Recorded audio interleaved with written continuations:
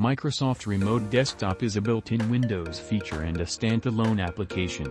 It allows users to connect to and control a Windows computer remotely over a network or the Internet.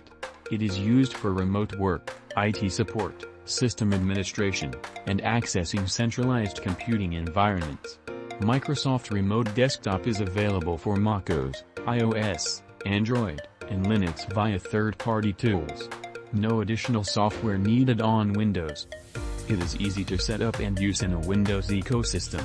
Users can access remote printers, drives, audio, and clipboards.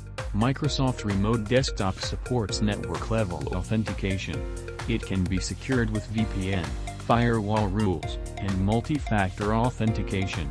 It offers responsive performance when used over local area networks or fast internet connections.